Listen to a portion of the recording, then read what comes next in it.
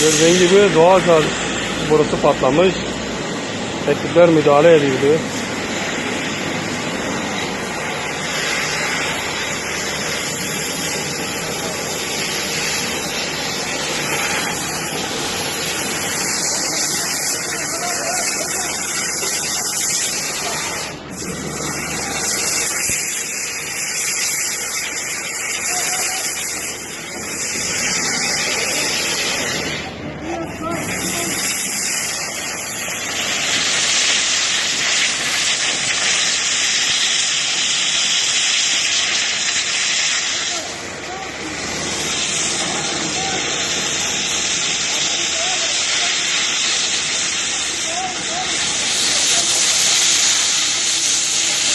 Böyle bir evet şey.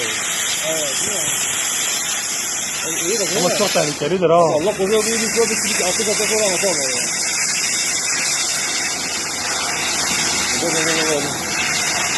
Doğal gaz güzel ya. İyi. Kesin yaptılar. Kesin yapar ya. Falan.